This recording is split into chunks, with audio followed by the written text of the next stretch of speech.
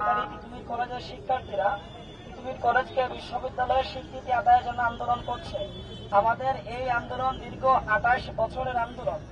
আমাদের এই আন্দোলন দীর্ঘ 28 বছরের আন্দোলন।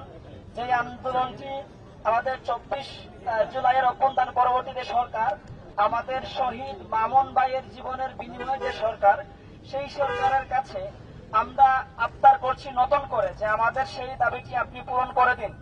সেই দাবি আদায়ের জন্য আমাদের যথাযথ মাধ্যম ছিল, প্রত্যেকটি মাধ্যমে আমরা চেষ্টা করেছি। চেষ্টা করার পরে সেখান থেকে আমরা যথাযথ রেসপন্স না পেয়ে আমাদের সর্বশেষ কর্মসূচি হচ্ছে আমরণ অনশন কর্মসূচি। আপনারা জানেন গত 29 জানুয়ারি থেকে বিকাল 5টা থেকে আমাদের 6 জন শিক্ষার্থী আমরণ অনশন শুরু করেছিল। সেটা পরবর্তীতে গণ অনশনে পরিণত হয় এবং একই সাথে এই যে এখন পর্যন্ত আজকে 5ম দিন চলছে, 5ম দিনে এসেও রাষ্ট্রীয় কর্তৃপক্ষ এখন পর্যন্ত কোনো ধরনের শান্তিপূর্ণ বা প্রত্যাশিত রেসপন্স করে নাই।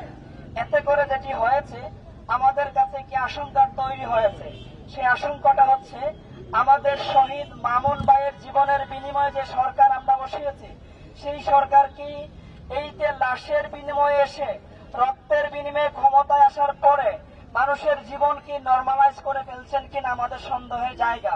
যদি সেটি না হতো তাহলে আজকে 5ম দিন হওয়ার পরও আমাদের ভাইরা এখানে রাস্তায় মরে যেতে হওয়ার উপক্রম হতো না, এখনো অনশন করতে হতো না।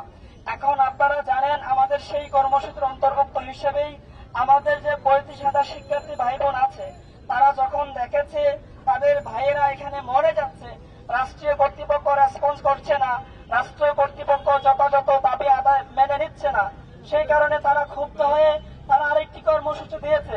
তারা একটি আলটিমেটাম দিয়েছিল, সেই আলটিমেটামের সেখানে রেসপন্স না পেয়ে একটি কর্মসূচি ছিল blockade to Dhaka north city. তো সেই কর্মসূচি আমাদের গতকাল 4টার পর থেকে শুরু হয়েছিল এবং আপনারা জানেন যে বাংলাদেশের ধর্মপ্রাণ মুসলমানদের অন্যতম একটি প্রোগ্রাম ছিল বিশ্ব ইজতেমা। সেই বিশ্ব ইজতেমা আজকে আখির মোনাজাত ছিল।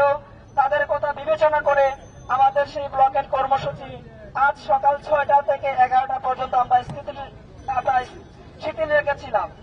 এখন আমরা পরবর্তীতে আরো ভেবে দেখলাম যে এই প্রোগ্রামে সারা বাংলাদেশ থেকে মানুষ আসছেন, ধর্মপ্রাণ মানুষ।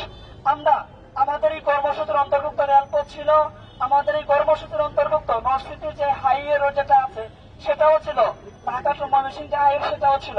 তাদের কথা বিবেচনা করে আজকের জন্য আমরা রেলপথ এবং যে ঢাকা ময়মনসিংহ হাইওয়ে রোড সেটা আমরা ব্লকের থেকে আমরা উচ্চ করেছি আজকের জন্য, শুধু তাদের কথা বিবেচনা করে। কিন্তু নর্থ সিটির ভিতরে আরো যে রুটগুলো আছে সেই রুটগুলো অবশ্যই আমাদের সেই ব্লকের কর্মসূচির অন্তর্ভুক্ত থাকবে। ঢাকা নর্থ সিটির ভিতরে যতগুলো জোন আছে প্রত্যেকটাতে আমাদের সুবিধা মতো আমরা কর্মসূচি বাস্তবায়ন করব। এই মুহূর্তে আমরা তিতুমির ক্যাম্পাসের সামনে থেকে শুরু করেছি, সেটা আমরা পর্যায়ক্রমে বৃদ্ধি করব। আমরা ইতিমধ্যেই বলেছি যে বিশ্ব ইজতেমা, বাংলাদেশ হচ্ছে ধর্মপ্রাণ মুসলমানদের দেশ এবং বিশ্ব ইজতেমা এটা সবসময় হয় না। সারা বাংলাদেশ থেকে মানুষ এখানে এসেছে। আমরা চাই না কোনোভাবেই মানুষকে দুর্ভোগের মধ্যে ফেলতে। আমরা এটা যেটা করছি সেটাও কিন্তু চাই না, কিন্তু রাষ্ট্র আমাদের সাথে দ্বিচারিতা করে বারবার বাধ্য করেছে। আমরা তারপরে বিশেষ বিবেচনায় সারা বাংলাদেশের মুসল্লিদের কথা বিবেচনা করে আমরা সেখান থেকে আজকের জন্য